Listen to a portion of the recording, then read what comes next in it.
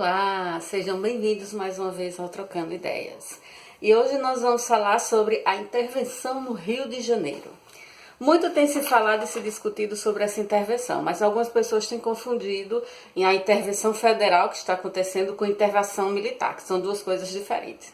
A intervenção federal, que é o que está acontecendo no Rio de Janeiro hoje, ela está prevista na Constituição de 88, embora nunca tenha sido utilizada, né? Mas Temer achou que era o momento certo, né? Na cabecinha dele. Então, ela está dentro da Constituição. Então, é uma medida legal, vamos dizer assim, que é utilizada quando uma situação ela está em estado crítico, estado de emergência. Então, o governo federal ele pode se valer dessa intervenção federal em determinados estados da federação. A intervenção militar, por outro ponto, ela não está prevista na Constituição. É uma medida ilegal na qual os militares eles ocupariam o poder, né, em geral, tanto estadual ou federal. Até Temer, se fosse uma intervenção militar, até Temer sairia do governo e os militares passariam a gerir o país. Tá certo? Só uma diferençazinha entre intervenção federal e intervenção militar. E é lógico que, eu não sei porquê, mas eu tenho pensado que essa intervenção militar federal, ela agora de última hora teve um empurrãozinho aí da escola de samba, da crítica forte que aquela escola de samba do Rio de Janeiro fez, né? Depois de botar o Temeroso em um dos carros alegóricos, né, mostrando que realmente ele é um usurpador de poder e usurpador ainda mais dos direitos dos trabalhadores brasileiros. Claro que ele não ia deixar barato ser exposto daquela forma. Acredito que não seja a mola propulsora, o principal motivo, mas que teve vamos dizer, uma impulsãozinha disso lá, acredito que teve. Tá certo? E essa intervenção federal, ela diz que é para conter a violência no estado do Rio de Janeiro. Mas pesquisas mostram que o estado do Rio de Janeiro, ele não é o estado mais violento do país, vamos dizer assim. Em 2007 foi feito um levantamento sobre os homicídios realizados em certas capitais, certos estados do país. E o Rio de Janeiro, ele não está no topo, gente. Não tá. Olha só, o cálculo é feito para cada 100 mil habitantes. O Rio de Janeiro, ele teve em 2017 32 homicídios por 100 mil habitantes.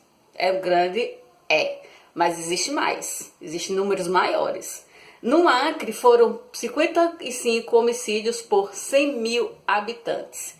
E no RN, pasme, no Rio Grande do Norte foram 69 homicídios por 100 mil habitantes. Então, por que justamente o Rio de Janeiro foi escolhido para ser o palco dessa medida protetiva, dessa medida da intervenção federal do governo? Se o RN ele tem mais do que o dobro, teve mais do que o dobro de homicídios por 100 mil habitantes do que o Rio de Janeiro no ano passado.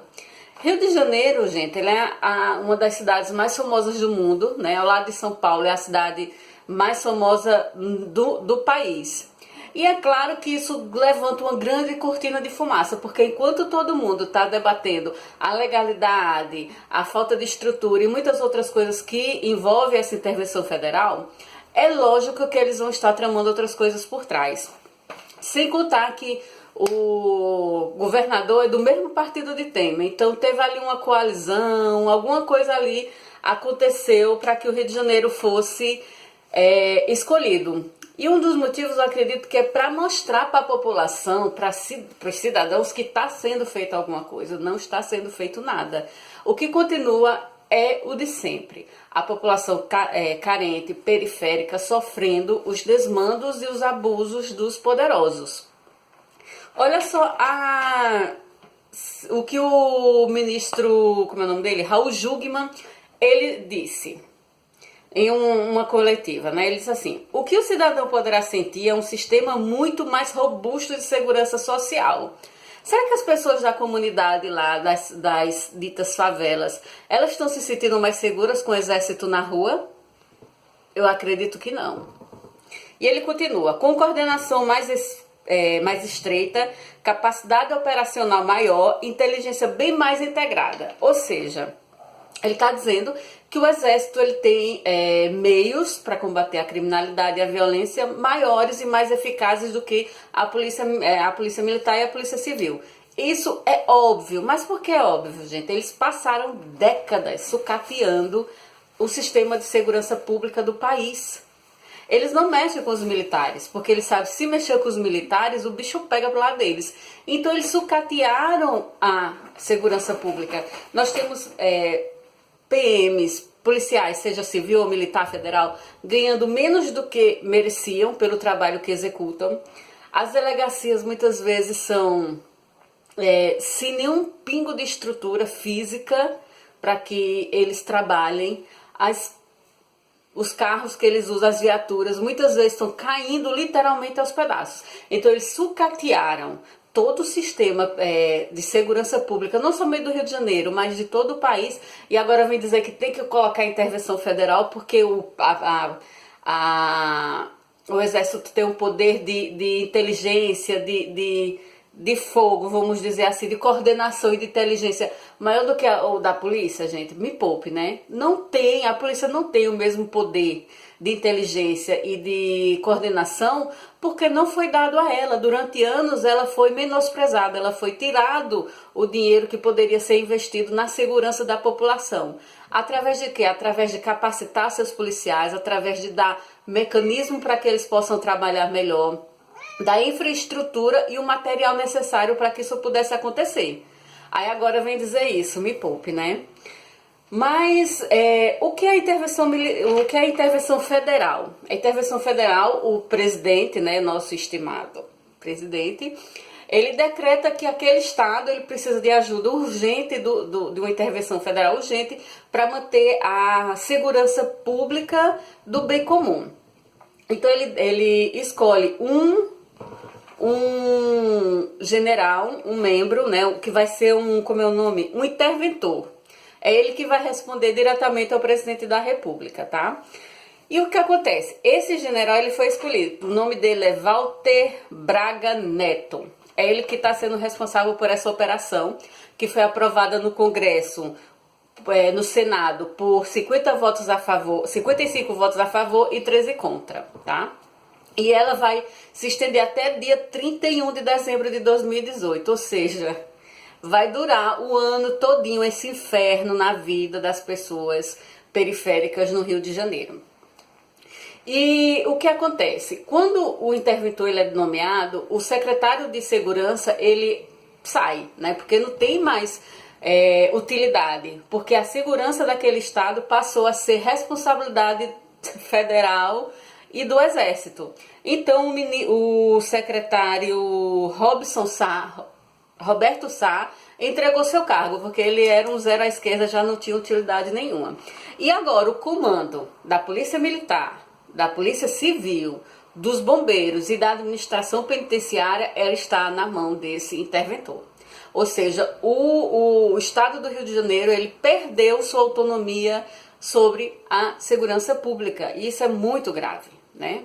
Muito grave. Ele abriu mão disso. É claro que tem suas maracutaias por trás, porque nenhum estado vai abrir mão de sua autonomia de graça, né? Sem receber nada em troca. Não o estado, mas os políticos em si com certeza receberam alguma coisa. Tá dando um beijo em mãe, bebê? Tá? Então, voltando aqui.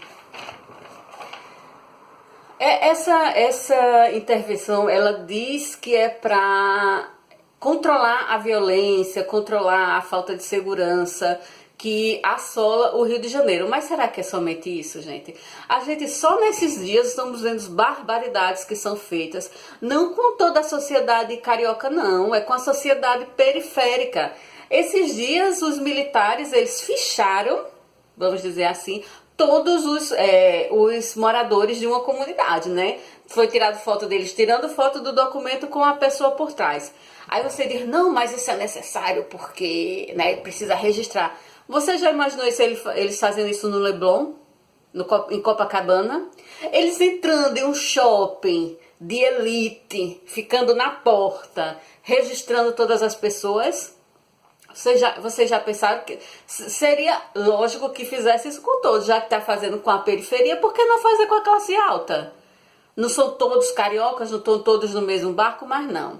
A medida, essa intervenção federal, ela deixa bem claro onde ela quer atingir. Ela quer atingir a classe pobre, a classe periférica, a população mais carente.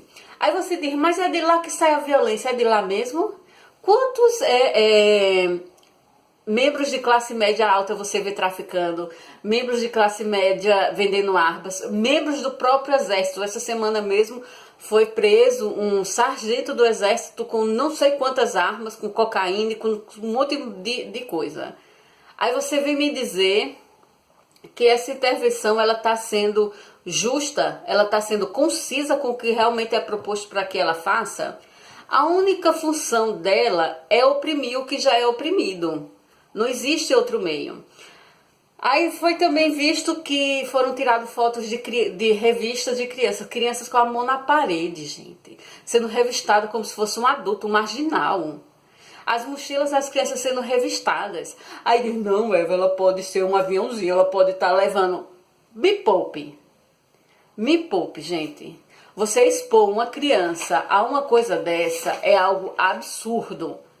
Você que está aí num bairro que não é o bairro periférico, você queria que seu filho ele passasse por aquilo, você não queria. Mas aí, como não é seu filho, é com o filho do outro, tudo bem, tudo normal, é preciso fazer para nossa segurança. Eu quero ver se fosse com seu filho, se fosse na escola do seu filho que eles fizessem aquilo, se vocês iam gostar. E isso é apenas uma amostra do que foi a ditadura militar. E olha que nós nem estamos numa intervenção militar, mas nós estamos tendo uma amostrazinha pequena. A atleta, eu me esqueci o nome dela agora, que ganhou uma medalha, acho que na Olimpíada do Rio, dessas artes marciais. Ela postou um vídeo ontem em que ela disse que estava vindo do aeroporto para casa e ela viu 4 policiais passando no carro. E ela disse que percebeu os 4 olhando para ela e continuou mexendo no carro, no celular. Eles mandaram o carro parar, levaram o taxista para um lugar e puxaram ela para outro. E o policial pediu os documentos, ela deu, e ele perguntou em que ela trabalhava. Ela disse que não trabalhava, que ela era atleta. E ele finalmente a reconheceu, né? Disse que ela era a moça que tinha ganhado a medalha. Ela disse Aí o taxista também interveio, disse que ela era um atleta. Aí ele disse, tá beleza, pode seguir viagem. Eu pensei que você tivesse pego ela na favela. Gente, aí você vem me dizer que não existe preconceito. Não estou falando somente do preconceito racial, que é óbvio, mas o preconceito de classe social, né? É muito, muito, muito triste. Ainda teve essa semana, se eu não me engano foi o general, dizendo que o exército ele tem que ter autonomia, carta branca para agir e ter a confiança de que não vai ser instaurada uma comissão da verdade. Gente do céu, você vê um líder que está gerindo a segurança de um Estado, pedindo para que as ações dele, as ações dos que estão subornados a ele não sofram nenhum tipo de retaliação, não sofram nenhum tipo de investigação. É fogo um negócio desse. Ele já está dizendo aí dos entrelinhas o que realmente vai acontecer. Você não sabe o que é a Comissão da Verdade? Eu vou lhe dizer. A Comissão da Verdade, ela buscou estudar, né, conhecer realmente a fundo o que aconteceu no Brasil de 18 de setembro de 46 a 5 de novembro de 88.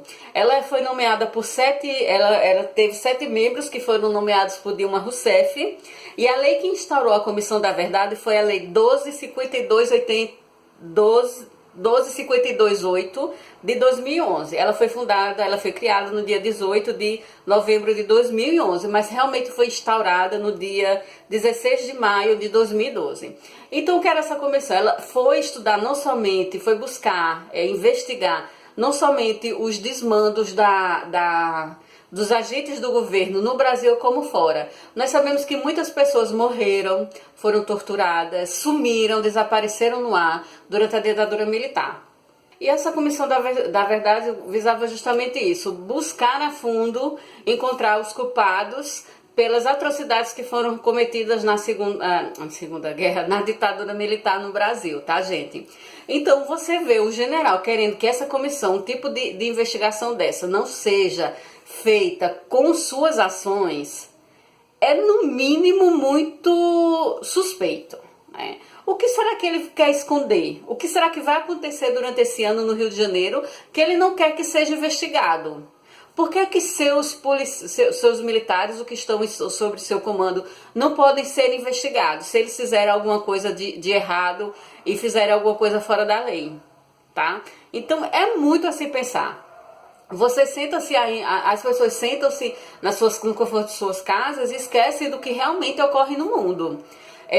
Assim que saiu a intervenção federal, 3 rapazes que eu sigo e que eu admiro demais, que são o Spartacus, o AD Júnior e o Edu Carvalho, eles fizeram um vídeo que foi direcionado para a população negra do Rio de Janeiro, para a população carente do Rio de Janeiro, dizendo maneiras pelas quais eles deveriam se portar e se comportar diante de uma vistoria, né? Diante de um militar para ele ser revistado. Então são coisas, gente, que infelizmente são absurdas. Você ter que andar com o documento do seu celular, da nota fiscal do seu celular, de algum aparelho que você tem, para comprovar que aquele item é seu, aquele item não é roubado. Se você não viu o vídeo, veja, eu vou marcar os meninos aqui nesse vídeo e busque lá o vídeo que eles fizeram, que chegou até no exterior, tá? Tamanha a verdade que eles passaram e o abuso desse governo que vê a periferia, que vê o pobre, que vê o negro como o grande vilão da sociedade, quando na verdade eles não são, né? Nós temos aí helicópteros com quilos e quilos de cocaína, políticos sendo presos com armas, sargentos sendo presos com armas, e nós continuamos achando na nossa mentalidade que somente o pobre e o periférico é bandido. Somente ele que rouba, somente ele que faz coisa errada, que não é isso. Não é isso. Precisamos rever nossos conceitos como sociedade, mas principalmente como seres humanos. Muitas vezes eu vejo a Polícia Federal, a polícia, o exército, a polícia, como um capitão do mato modernizado. E as favelas e as periferias se tornaram as senzalas modernas. Porque viemos e convenhamos, a classe pobre e o negro no Brasil, ele é mais perseguido do que qualquer outra coisa, né?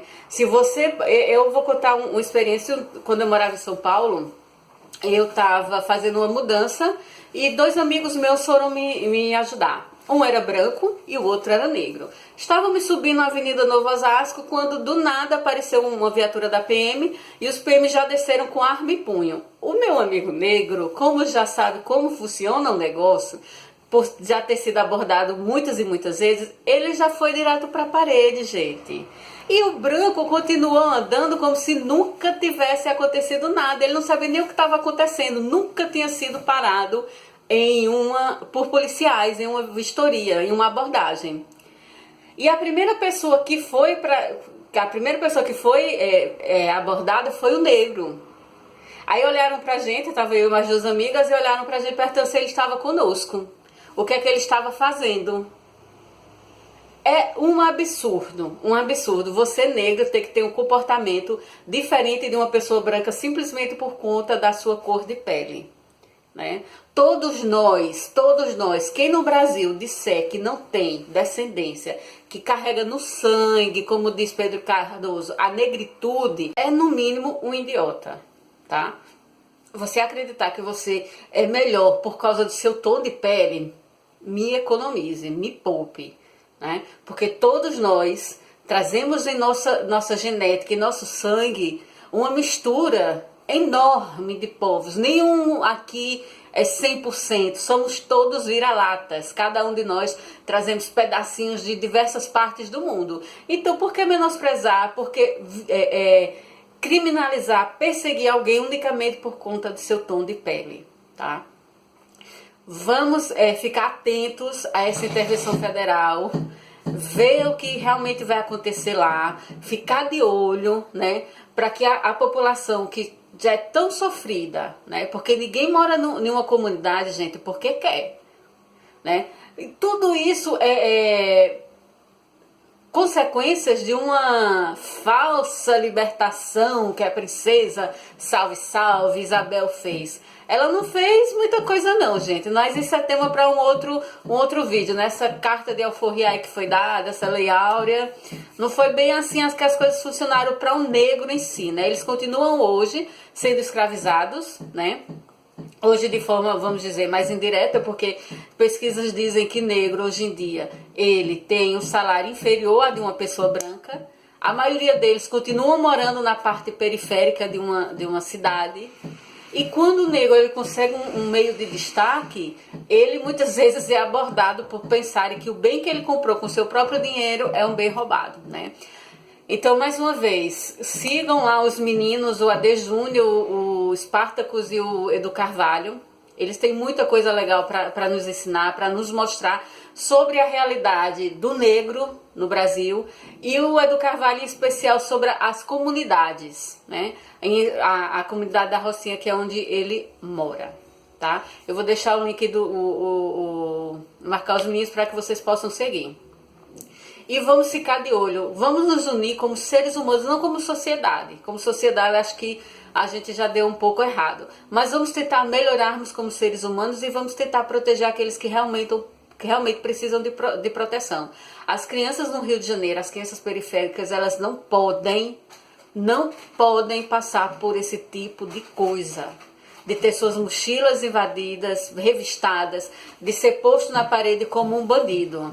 O morador de uma periferia, ele não pode ser fotografado para um registro do exército, né? O que agora? Agora, antigamente se dizia que era inocente até que se prove o contrário. No Brasil, agora é culpado até que se prove o contrário, né? Vamos continuar de olho, vamos continuar analisando as coisas, o que for aparecendo nós vamos divulgando, para que assim possamos proteger nossos irmãos, aqueles que necessitam de proteção dessa intervenção ridícula que Temer ele impôs ao estado do Rio de Janeiro. Vamos ver o desenrolar dessas coisas, tá certo? Coloquem aí nos comentários o que vocês acharam, deem sua opinião. Não esqueçam de curtir a página, ativar o sininho para receber sempre a notificação quando tiver vídeos novos. E curtam também a nossa página, tá bom? Até a próxima!